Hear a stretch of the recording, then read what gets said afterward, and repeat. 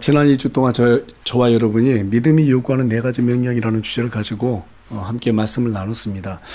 이스라엘 자손들은 이집트 사람들로부터 은과 금과 의복들을 노력하고 수많은 양떼와 소떼들을 소유한 상태에서 이집트에서부터 탈출하게 되었습니다. 게다가 하나님께서 자신들만의 땅을 준비해 두셨다고 하니 얼마나 그들에게 큰 기쁨이었는지 몰라요. 그러나 그 기쁨 오래가지 못하고 홍해바다 앞에서 좌절되고 말았습니다. 추격해오는 이집트 군대로 하여금 꼼짝없이 갇혀서 죽게 된 상황이 되자 이스라엘 자손들은 두려움에 압도되어서 모세를 향해서 불평과 원망들을 늘어놓기 시작하였습니다.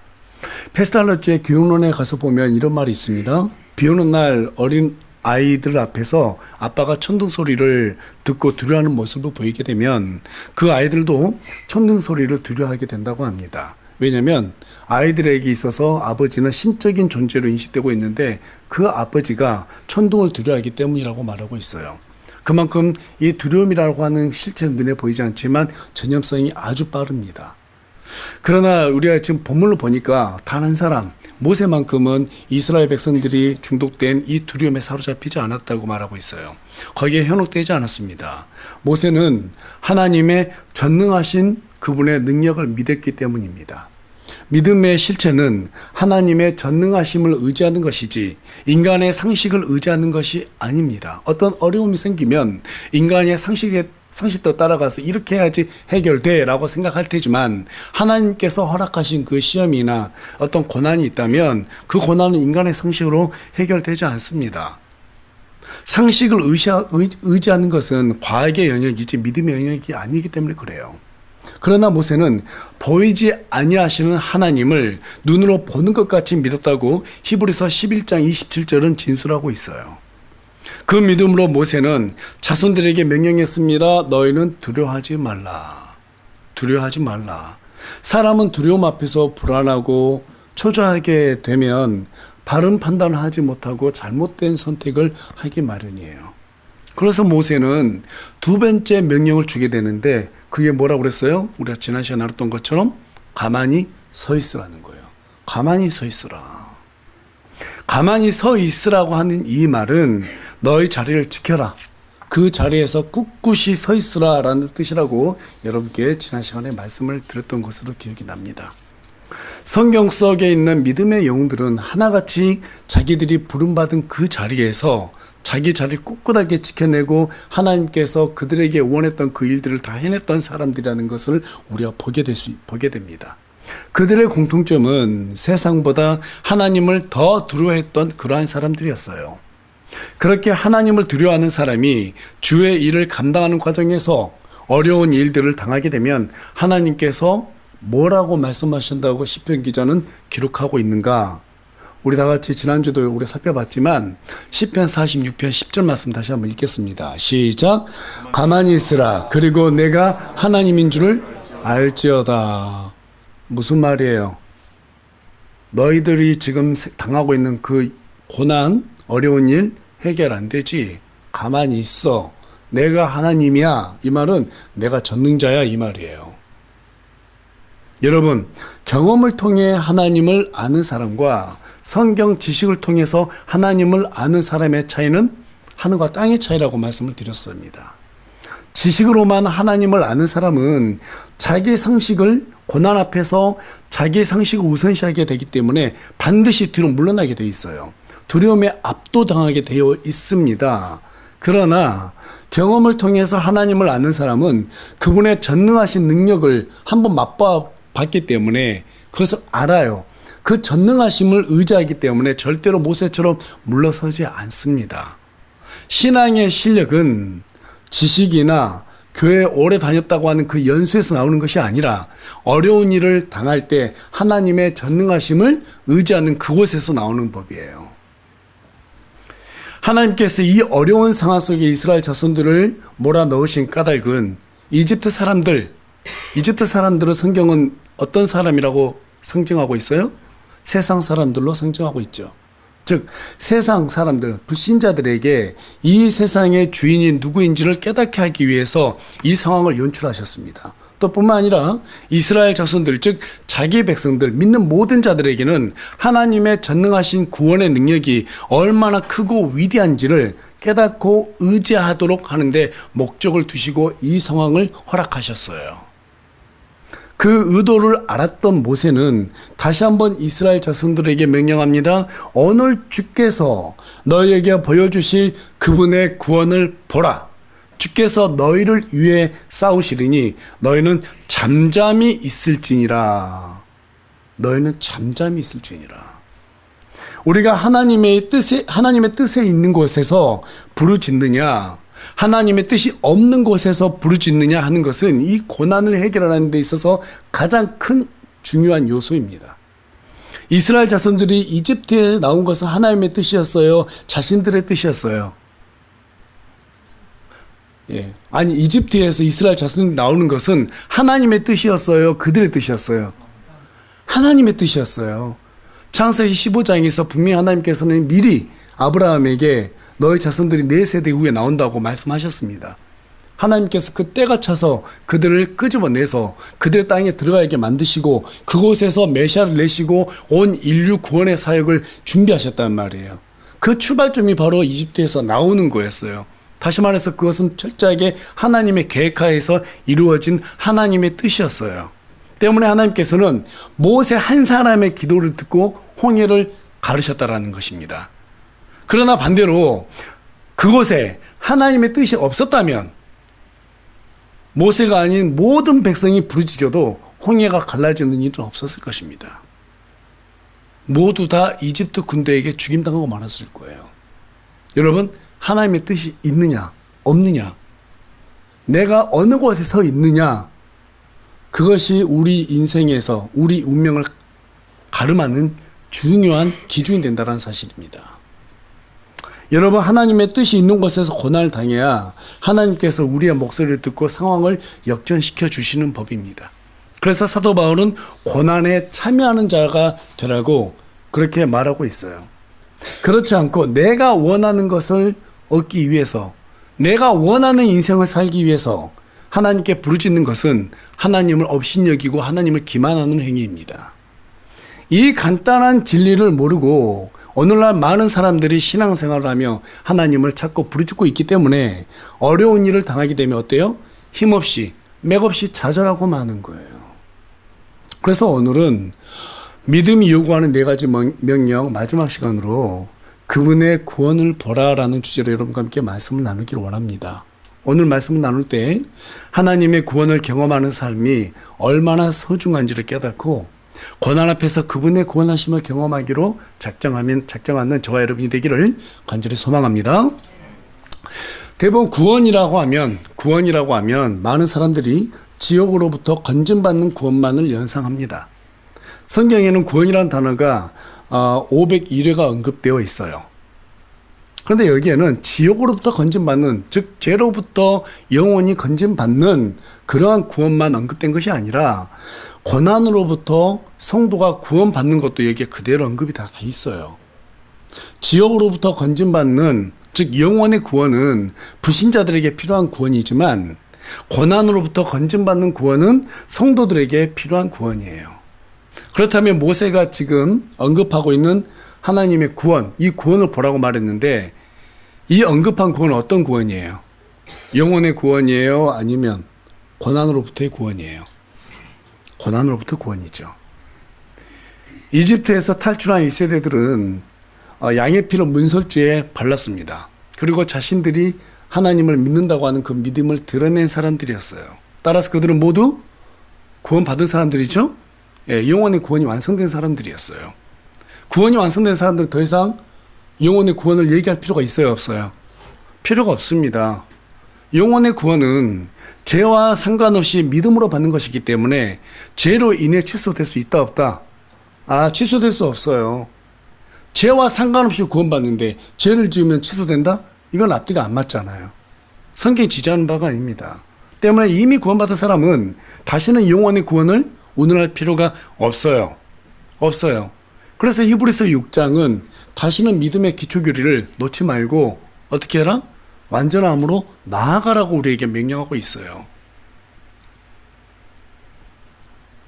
지금 본문에 기록된 이스라엘 자손들에게 필요한 구원은 영원의 구원이 아니었어요. 홍해바다와 그들을 추격해오는 이집트 군대 사이에서 살아남는 구원이 필요했단 말이에요. 그런데 방법이 있어요, 없어요? 인간적인 상식으로는 거기에서 빠져나올 방법이 절대로 없어요. 완전히 갇혀 있거든요. 절대로 빠져나올 수가 없어요. 자, 그런데 이런 상황에서 가장 현실적으로, 현실적이라고 말하기보다는 하나님만을 의지하는 영적인 현실을 찾았던 한 사람이 있었는데, 그 대표적인 사람이 다윗이죠. 다윗의 시편 25편을 보게 되면 고난 가운데서 하나님께서 우리를 구원해주는 그 구원에 대한 내용이 아주 잘 담겨져 있습니다. 다윗은 원수들에게 부끄러움을 당하고 속이는 자들에게 수치를 당하고 있을 때 하나님께 부르짖는 기도를 시편 25편에 잘 기록해 두었는데요. 다윗은 이 시를 통해서 성도가 고난을 통과할 때 어떻게 하나님께 간구해야지만이 하나님의 구원의 손길을 얻을 수 있게 되는지 두 가지 패턴을 통해서 자세하게 기록을 해두었습니다. 첫째, 시편 25편은 간구와 묵상을 반복하는 패턴을 보여주고 있어요. 어떤 패턴을 보여주고 있다고요? 하나님께 간구하고 자기가 간구했던 그 간구를 묵상하는 그 패턴을 보여주고 있단 말이에요. 이를테면 1절부터 7절까지는 하나님께 간구하는 기도의 내용이고 8절부터 10절까지는 하나님의 성품을 묵상하는 내용들로 기록이 되어 있습니다. 우리 다 같이 시편 25편 1절부터 7절까지 말씀, 다윗이 어떤 마음으로 하나님을 부르짖었는가, 우리 다윗의 입장이 돼가지고 한번 쭉 읽어보면서 기도하는 마음으로 한번 읽어봤으면 좋겠습니다. 다 같이 읽겠습니다. 시작. 오 주여, 내가 주를 향해 내 혼을 드나이다. 오 나의 하나님이여, 내가 주를 신뢰하오니 내가 수치를 당하지 않게 하시고 내 원수들이 나를 이겨 개성가를 부리지 못하게 하소서. 참으로 주를 기다리는 자는 수치를 당하지 않게 하시고 까닭없이 범법하는 자들은 수치를 당하게 하소서. 오 주여, 주의 길들을 내게 보이시고 주의 행로들을 내게 가르치소서. 주의 진리로 나를 인도하시고 나를 가르치소서. 주께서는 내 구원의 하나님이시니 내가 종일 주를 기다리나이다. 오 주여, 주의 친절한 긍휼과 주의 인자하심이 옛적부터 항상 있었사오니 그것들을 기억하소서. 오 주여, 내 젊은 시절의 죄들과 내 범법들을 기억하지 마시고 주의 긍휼에 따라 나를 기억하시되 주의 선하심으로 인해 그리 하옵소서. 여기까지가 바로 다윗이 하나님께 여러 가지 고난을 해서 너무너무 힘겨울 때 자기의 심정을 그대로 토로하며 간구했던 그러한 내용을 담고 있어요. 자, 그렇다면 계속해서 8절부터 10절까지의 내용을 보겠습니다. 이 내용에서 다윗이 또 어떻게 하나님 앞에 기도하는가, 우리 다 같이 8절부터 10절까지 말씀 읽겠습니다. 시작. 주께서는 선하시고 올바르시니 그러므로 그분께서 죄인들을 그 길로 가르치시리로다. 그분께서 온유한 자들을 판단의 공의로 지도하시리니 곧 온유한 자들에게 자신의 길을 가르치시로다. 주의 모든 행로는 그분의 언약과 그분의 증언들을 지키시는 자들에게 긍휼과 진리로다. 어떤 사람에게 긍휼과 진리를 베푸신다고 말씀하고 있어요? 주의 모든 행로는 그분의 언약과 그분의 증언들을 지키는 자들에게 있다고 말하고 있습니다. 여러분, 조금 전에 읽었던 8절부터 10절까지 내용들을 쭉 다시 한번 살펴보십시오. 다윗이 하나님의 성품을 묵상해요. 그리고 그 묵상하는 내용들로 찬양합니다. 하나님을 찬양해요. 하나님을 찬양한다는 것이 우리가 노래를 부르는 것만 찬양이 아니에요. 그분의 그 위대하신 성품을 깊게 묵상하고 주님은 이런 분이십니다 라고 우리가 고백하는 거, 그게 진짜 찬양이에요. 그게 진짜 찬양이에요. 우리가 매주마다 왜 주일 예배 때마다 시편을 읽습니까? 그분의 그 위대하심을, 그분의 성품을 찬양하기 위해서 읽는 거예요. 그래서 여러분 시편 읽을 때 크게 읽으세요. 크게. 우리의 혼이 깨어 수 있도록 크게 읽으셔야 돼요. 지금 다윗이 그와 같이 그렇게 하나님의 성품을 묵상하고 내 기도가 이 성품에 맞는 것인지 하면서 하나님을 좀 찬양하는 것을 보게 됩니다. 이후에도 11절에서 다윗은 간구합니다. 12절부터 15절까지 또 하나님의 성품 묵상하고 찬양합니다. 또 16절에서 22절까지 하나님께 간구하는 그러한 패턴을 보여주고 있어요. 따라서 다윗은 먼저 간구하고 자신이 간구한 그 내용이 하나님의 성품에 맞는지 묵상하고 맞다면 간구한 것이 이루어질 것을 믿고 이미 이루어질 것을 믿고 찬양하는 그러한 방식으로 지금 시편 25절을 쭉 기록했다라는 거예요. 여러분, 이것이 바로 우리가 어려운 고난 속에 당했을 때 하나님께 구원받을 수 있는 기도라고 다윗이 우리에게 지금 알려주고 있다는 뜻입니다. 시편 25편의 두 번째 패턴은 또 무엇인가? 개인적인 기도에서 주님의 뜻을 이루는 기도로 옮겨주고 있다는 것을 보여주고 있어요. 우리 다 같이 시편 25편 5절 말씀 읽겠습니다. 시작. 주의 진리로 나를 인도하시고 나를 가르치소서. 주께서는 내 구원의 하나님이시니 내가 종일 주를 기나리나이다. 여기 5절 말씀은 주의 진리로 나를 인도하십시오, 이렇게 얘기하고 있어요. 그리고 나를 가르치십시오. 주의 진리로 나를 가르쳐 주십시오. 주께서는 내 구원의 하나님입니다. 내가 종일 주님의 구원을 기다리고 있습니다. 지금 나라는 말이 여러 번 반복되잖아요. 그런데 기도가 쭉 이어지면서 어떻게 바뀝니까? 자, 우리 다 같이 22절 말씀도 한 목소리 읽겠습니다. 시작. 오 하나님이여, 이스라엘을 그의 모든 고난에서 구속하소서. 여기에 지금 다윗 나라는 말이 있어요, 없어요? 없어요. 뭘로 바뀌었어요? 이스라엘을 구원하소서. 다윗은 이스라엘의 왕이었어요. 당시 이스라엘 왕은 하나님을 대리해서 이 이스라엘을 잘 치리하라고 하나님께서 맡겨두신 자리예요. 그러니까 다윗이 나를 구원하소서, 이 말은 곧 내가 하나님의 그 구원하심에 힘입어서 이스라엘을 잘 치리하겠습니다. 이스라엘을 이 고난에서 건져주시는 도구로 제가 하나님 앞에 사용되길 원합니다. 지금 이 기도를 하고 있는 거예요. 마지막에는 나를 어떻게 축복해 주시오, 나에 대한 얘기가 하나도 없단 말이에요. 결국에는 하나님의 뜻이 그곳에 있으니 그 뜻에 맞는 도구로 내가 사용되길 원합니다. 하나님 나를 사용해 주십시오. 이게 바로 다윗이 시편 25편을 기록한 내용이에요. 여러분, 고난 중에 무조건 기도한다 해서 하나님께서 그 기도를 들어주지 않습니다. 하나님 나 불쌍히 여겨주세요. 아니요, 불쌍히 여기지 않으세요. 오직 하나님의 긍휼하심을 얻으려면요, 우리가 잘못된 곳에서 걸었다 할지라도 그것을 고백해야 됩니다. 하나님, 지금까지는 내 뜻을 이루기 위해서 달려왔습니다. 걸어왔습니다. 내가 지금까지 잘못된 기도를 했습니다. 이제 하나님의 뜻을 구하는 기도를 하면서 주님의 도구로 살겠습니다 라고 새롭게 작정했을 때 하나님께서 한 번 더 기회를 주시기 위해서 그 고난으로부터 건져주시지, 계속해서 내 뜻을 이루기 위해서, 내 탐욕, 내 정욕 채우기 위해서 하나님 뜻을 계속해서 구하면서 달려가면 거기 하나님 안 계세요. 그 시간 버리는 거예요. 그 시간에 그냥 놀아요. 기도하지 말고. 우리가 하나님 앞에 나아가려면 다윗처럼 진실해야 돼요. 내 마음이 진실해야 돼요. 솔직해야 돼요. 무릎 딱 꿇고 오랫동안 이렇게 먼지가 쭉 쌓이면은 툭 치면 먼지가 날아가잖아요. 그것처럼 우리 안에 쌓여있는 먼지들을 한번 싹 걸러내야 돼요. 깨끗이 닦아내는 작업을 해야 돼요.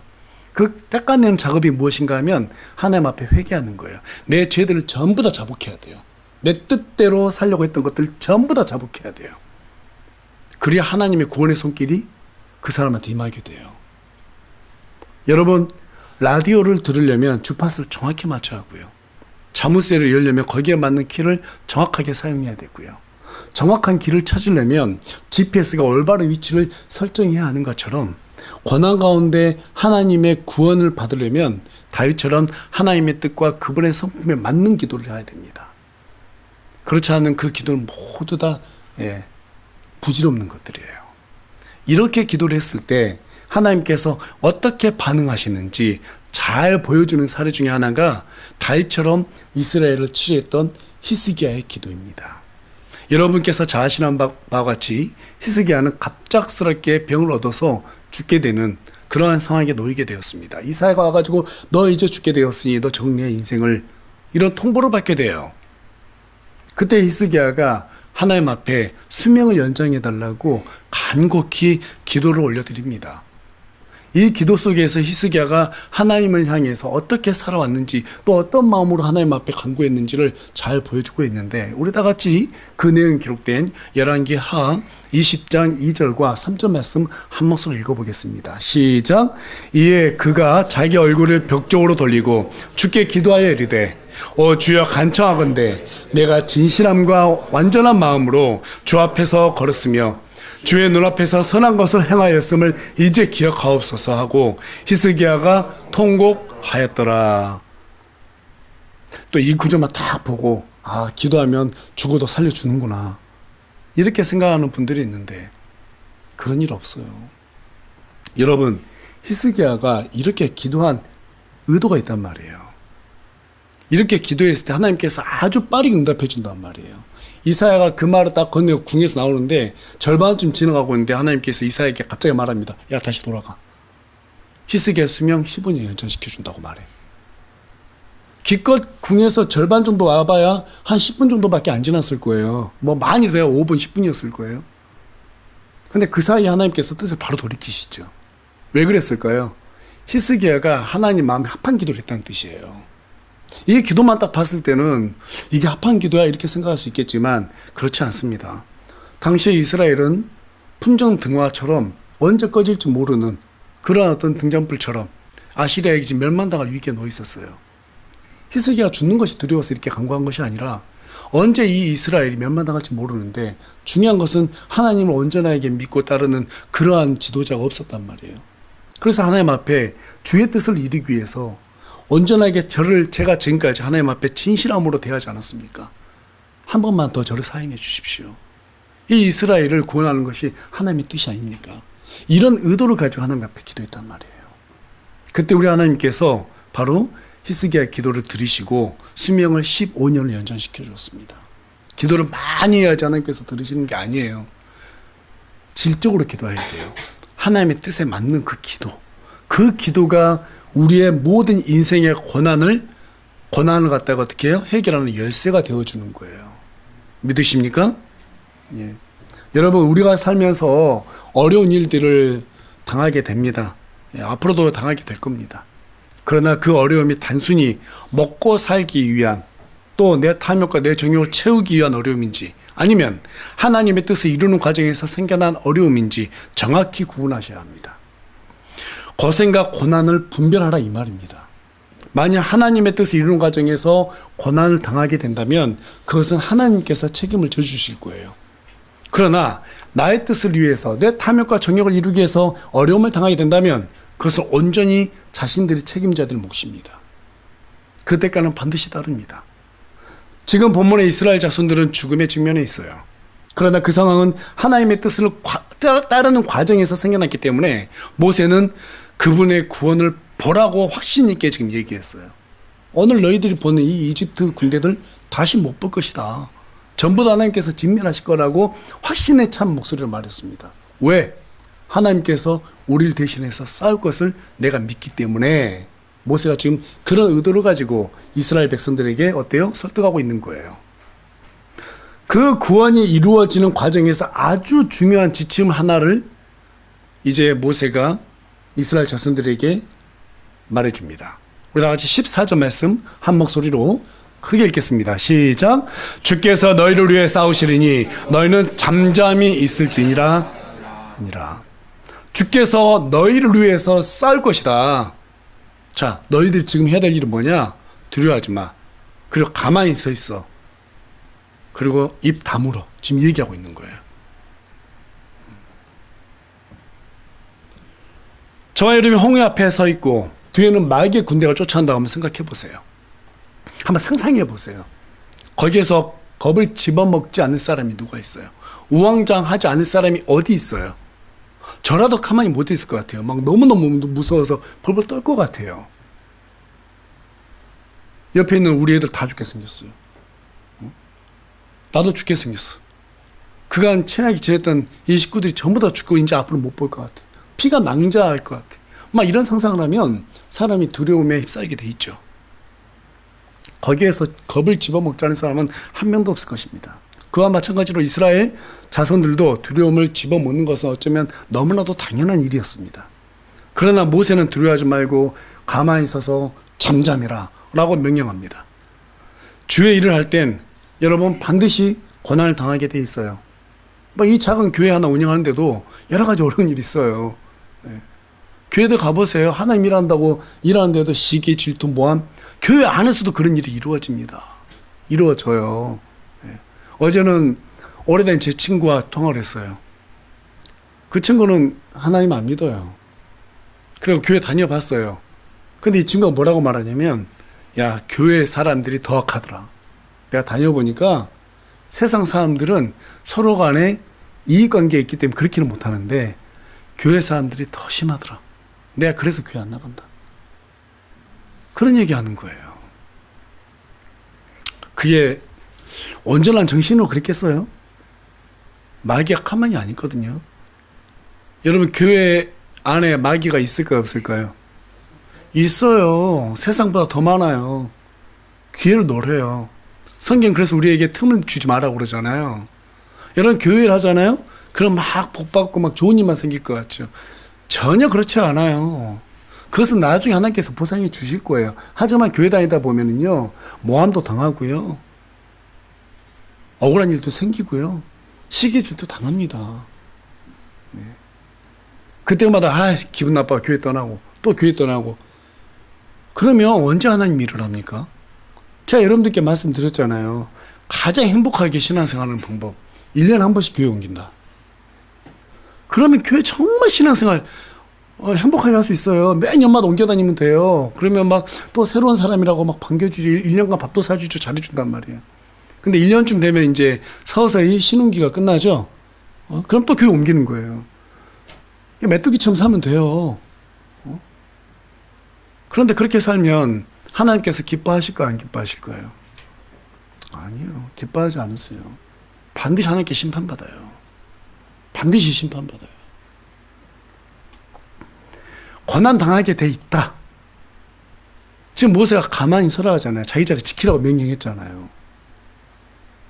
처새처럼 이리저리 옮겨다니고, 툭 하면은 불평하고 목사욕하면서 교회 나가고 교회 어지럽히고, 정말 하나님께 징계감이에요. 그런 사람들을 좋아하는 사람은 딱 한 사람이 있어요. 한 존재가 있습니다. 마귀예요. 마귀는 그 사람을 너무너무 사랑할 거예요. 여러분, 주일을 할 때는, 교회를 할 때는 제가 지금 고난을 당한다고 말했지만 실제 여러분 일이 되잖아요. 그땐 진지해져요. 쉽지 않아요. 지금 웃고 들을지 모르겠지만 쉽지 않아요. 정말 쉽지 않아요. 각오해야 돼요. 교회 가기 싫어요. 교회가 지옥처럼 느껴져요. 안 느껴봤으면 말을 하지 말아야 돼요. 제가 느껴봤다니까요. 다니는 교회마다 정말 만만치 않았어요. 그 마귀의 공격이 장난이 아니에요. 그런데요, 그것을 두려워하지 않고 잠잠히 가만히 그 자리를 지킨다는 것은 정말 쉽지 않아요. 하나님께서 그걸 우리에게 명령하셨어요. 반드시 고난당한다고. 그래서 사도 바울은 고난에 참여하는 자가 되라고 말했습니다. 하나님을 잘 섬기는 과정에서는 가난해지는 거 당연합니다. 모함 당할 수도 있고요, 어려운 억울한 일을 당할 수가 있어요. 그거 당연하게 생각해야 돼요. 그럼에도 불구하고 하나님을 불평 원망하지 않고 모세처럼 꿋꿋하게 그 자리에서 하나님께 부르짖고 믿음으로 나아가면 하나님께서 그 사람을 대신해서 싸워주십니다.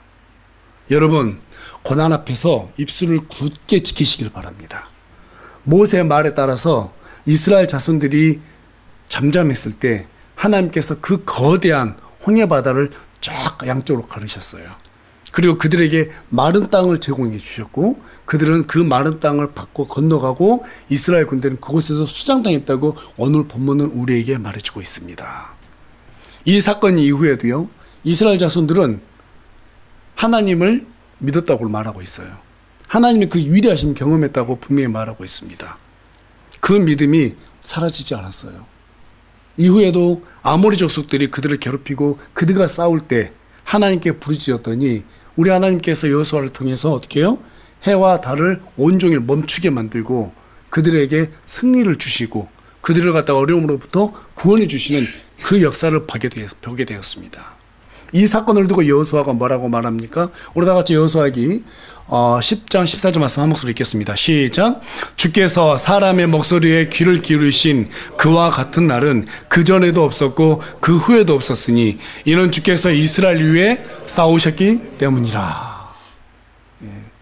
도무지 안 될 것 같은데, 안 될 것 같은데, 홍해를 가르신 그 하나님을 생각하면서 하나님, 우리를 구원해 주라고 그렇게 사람들이 부르짖었을 때 우리 하나님께서 해와 달까지도 멈춰버린 거예요. 여러분, 어떤 이 세상의 신이 사람을 위해서 해와 달을 멈추게 하고 바다를 갈랐습니까? 없어요, 하나님밖에는. 여러분, 하나님께서 말씀만으로 하늘과 땅을 그리고 해와 달과 별들을 전부 다 창조해 주셨다는 그 사실 믿으십니까? 믿으세요? 그렇다면 진짜로 저 거대한 홍해 바다를 양쪽으로 가르신 것도 여러분 그 사건도 믿으세요? 네. 여호수아가 주의 이름으로 명령했을 때 해와 달이 멈춰 섰다는 그 사실도 믿으십니까? 네. 제가 그 사실도 하니까 강요하는 것처럼 느껴지는데 다시 한번 여쭙겠습니다. 여호수아가 주의 이름으로 명령했을 때 해와 달이 멈춰 섰다는 것도 믿으세요? 네. 그런데 왜 나에게는 그런 일이 생기지 않을 것이라고 믿으세요? 그것도 믿음이에요. 그 이유는 딱 한 가지예요. 하나님을 경험해 보지 않았기 때문에. 기독교는 체험의 종교라고들 말 많이 하잖아요. 그렇죠? 다른 종교들은 그냥 절하고 빌기만 하면 돼요. 그런데요, 기독교의 믿음은 그렇게 한다 해서 되지가 않아요. 정말 신기한 것은요, 기독교는 세뇌가 안 됩니다. 여러분, 하나님의 말씀 한 10년, 20년, 30년 들으면 세뇌될 법 하잖아요. 그렇죠? 북한에 봐보세요. 김일성 막 찬양하고 김정은 찬양하고 얼마나 막 찬양합니까? 세뇌 쉽게 되잖아요. 지금 5살, 6살 유치원 애들 봐보세요. 김정은 막 김일성 수령님 하면서 얼마나 찬양합니까? 세뇌돼가지고. 그런데 정말 놀라운 것은요, 그렇게 하나님 말씀을 들어도 이 기독교는 세뇌가 안 돼요, 세뇌가. 안 돼요. 왜 그럴까요? 이게 세뇌된 데서 되는 게 아니에요, 믿음이라고 하는 게. 하나님을 경험해 봐야지, 거기에서 확신이 와야지 이게 바로 하나님을 섬길 수 있는 통로가 되기 때문에 그냥 막 공부만 한다 해서 되지 않다니까요. 절대로 안 됩니다. 저와 여러분에게는 남이 경험한 하나님이 아니라 내가 직접적으로 경험한 하나님이 필요합니다. 그러자면 내 뜻이 아니라 하나님의 뜻이 있는 곳에서 말씀대로 살아봐야 합니다. 예상되는 두려움, 그것도 감수할 용기가 필요합니다.